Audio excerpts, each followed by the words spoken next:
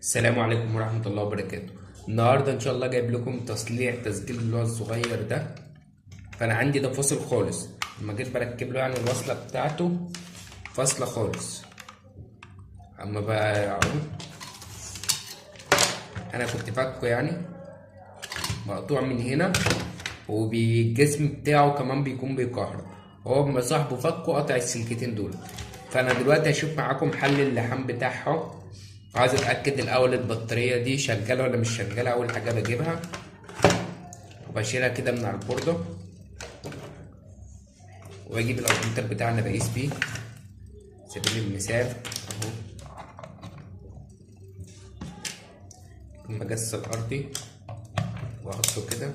اجيب على وضع 20 فولت تيار مستمر عشان البطاريه دي تيار مستمر، وهي كده قاست معانا 3 فولت. يبقى البطاريه دي سليمه. البطاريه دي ازيد من كده، بس طول ما قاست معانا اصلا يبقى البطاريه دي سليمه. هنركن كده الابومتر كده ملوش استخدام خالص غير كده بس. كده هنجيب الراس دي، عاوزين نعرف اللي الاول هو الجهاز ده شغال ولا بايظ. ما احنا ما نعرفش. اول حاجه بنجيب ايه؟ سلوك التوصيل. انت بتستخدم سلك بايدك، ده كل حاجه برضو على حسب الامكانيات المتوفره ليك. هنجيب السلك كده وتوصيل، اوصل هنا مثلا. ده تاير متغير، مش شرط عندك الالوان ولا الاشكال. انت بقى ممكن تلحم ايديك سلكه كده عاديه وتشتغل بيها. مثلا انا مش معايا فيشه، فهستخدم دولت احطهم في فيشه الكهرباء اللي هو المشترك العادي، احطهم عادي. هنجيب كده، هدوس كده مثلا هنا كده اهو. والطرف التاني بتاع الفولتميتر مثلا على سبيل المثال اهو. انا كده بجرب معاكم لسه ما اشوف، يمكن الوصله دي بس هي اللي فيها المشكله. اول حاجه احط عندنا الطرف عادي كده، اتاكد ان السلوك كلها بعاد عن بعض. بجرب كده، انا واضح عندي هنا اللي نور. اجرب كده، ارفع الزرار ده كده كده عندي كده التسجيل اشتغل، كده الكشاف اشتغل. يبقى بس عندي العيب في الوصله. اوريكم ازاي تلحموها مع بعض. اهم حاجه نشيل سلوك الكهرباء عشان محدش مننا يتكهرب. ماشي كده. المكثف ساعات بيكون شاحن، فانتوا تخلوا بالكم منه. اول حاجه هنرفع السوكت كده من مكانه اهو. رفعنا السوكت. نلحمه بقى ازاي هنا؟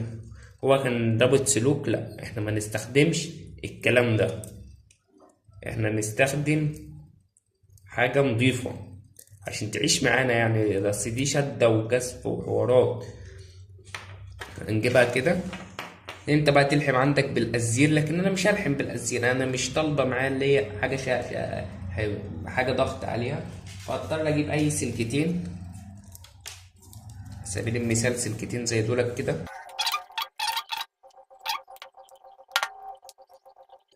بعد كده بقى ادخلهم هنا كده في الخرمين دولت كده.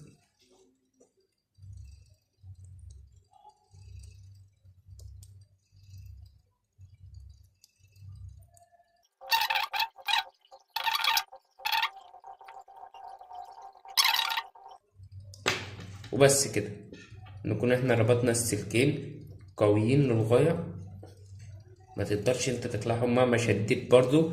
وبس كده. وبعد كده نلحم على طول في السوكت بتاعها. انا عندي السوكت ده زباله. لو لقيت عندي سوكت تاني هركبه، ما لقيتش مش هركبه، هركب القديم وخلاص. وبس. وكده يكون قفلنا كده. عرفنا ازاي نعرف البطاريه قاست معاك اقل من 1 فولت. ممكن تكون فاصله تديها باور انت. البطاريه دي هتلاقيها 5 فولت ان شاء الله. كلهم اغلبيه الكشافات دي بتكون 5 فولت. وعندي كمان كان الجسم بيكهرب، بس انا حطيت شريط لحام من تحت عشان البتاع ابو زراير. البتاع اللي بيتحط في الحجره ده كان بيكهرب، فحطيت له شريط لحام بس عشان ما يكهربش. عشان المكثفات بتاعته اهي. وكان عندي السلكه بتاعت الراديو دي متشاله فلحمتها وبس. هو ده يعني. انا كنت فاكر قبل ما اقول لكم. بس هي دي لحمنا كده السلكه، مربط دي هنا كده ودي هنا، والحوار عندنا يكون خلص. وكده يبقى صلحنا الراديو بدل ما يترمي. وبعد كده اما شطبناه خلاص وقفلناه وكل حاجه اهو. قفلناه بس عشان احطه على الشحن. فانا كده مولعه. انا حطيت فيه كارت ميموري، فعاوز اشوف هو شغال ولا مش شغال. ارفع كده الزرار، استنى عقبال ما يقرا الكارت، بيصبر ثواني.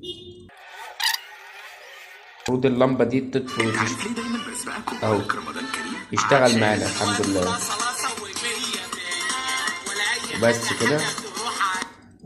وبس كده يبقى ده معنى تصليح راديو بحاجة تافهة على الإطلاق. وصلحنا الراديو، بس هو أنا بشحنه دلوقتي عشان هو كان فاصل شحن، فبيتشحن معانا، والكشاف بتاعه الحمد لله اشتغل معانا اهو، فاشتغل معانا الحمد لله. وكده يبقى اصلاح راديو بسيط والطريقة بسيطة خالص. هو المشكلة بتاعته كانت تافهة، فانت بدل ما تركنه انت ممكن تصلحه وبس. والسلام عليكم.